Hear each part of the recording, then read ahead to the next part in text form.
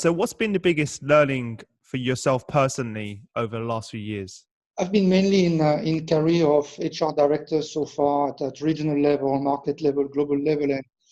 And as head of HR often, I mean, you are very much in control of many things which are going on. And only 2.5-3 years ago, I accepted, I mean, to move to this chief talent officer role.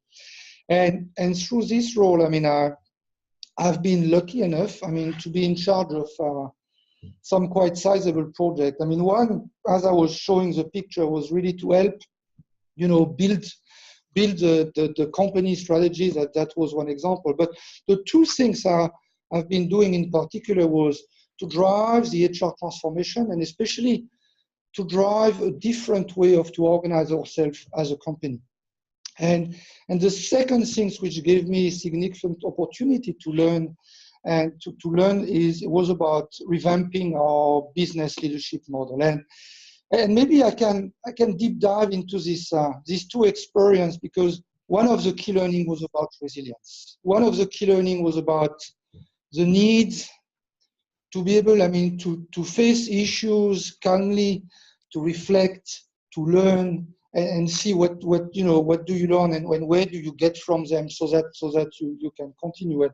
And let me take the example of the first topic related to the way we organize ourselves at Nestlé.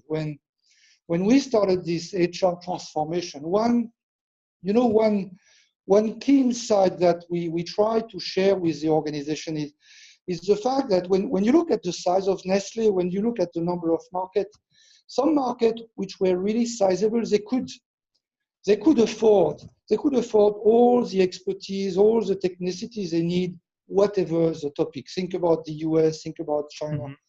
But at the same time, there were many, mid-sized market or even small-sized market who wanted to step up, who wanted to make sure that they can benefit from the best, up-to-date HR practices, but they could not afford the expertise. They could not afford having the people providing that. And almost, building on this concept of subsidiarity, we started thinking about, can we, like companies have built shared services in the past, can we think about shared competence centers that would deliver services across markets?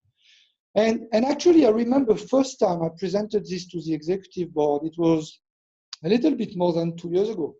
They just looked at me like, oh, this is a new idea. This will never work. What are you talking about? You don't understand what's going on, and so on. And I said, okay, guys, I understand. Maybe I don't have the right message, but I will find a way to come back to you. And almost over the last 2 years, we've been going forth and back through conversation with the market, with the executive board. We've been questioned on budget, on how it works. And now this is live.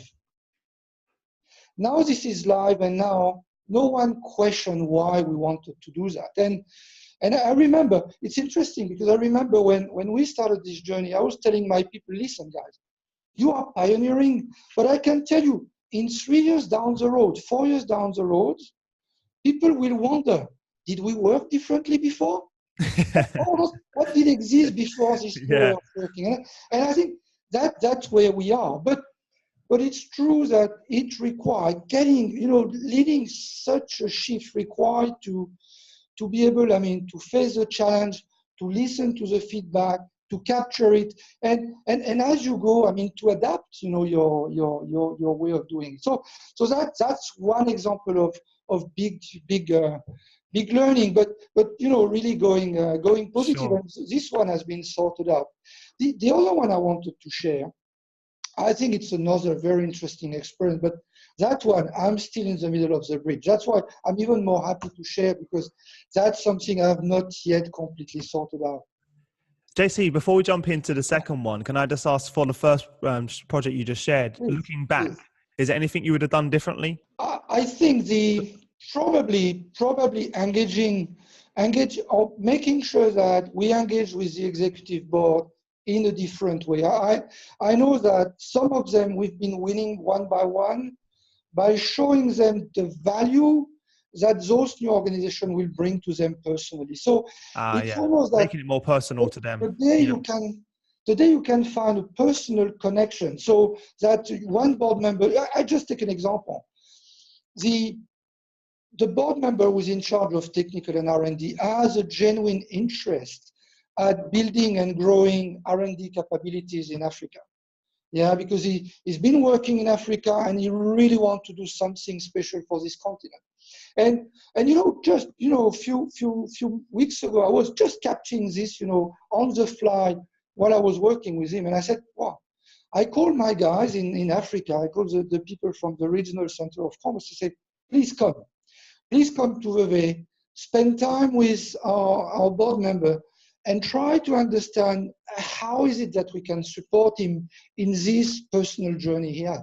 And actually we've been able to bring a very specific and customized solution, and now he's one of our advocates because he sees the value. So, especially when it comes to big guys, how do you make sure that you serve them, that they see the value, for their own business? That's potentially something we should have done differently. Fantastic. Well, I'm glad I asked that question now. And I think that's very important. There's no one size fits all. You have to understand each individual decision maker and what motivates them personally. So fantastic. Very true. I mean, it's like, with change management, when we talk about, stakeholder mapping and making sure that you really understand what each stakeholder stand and get, different approaches to get there.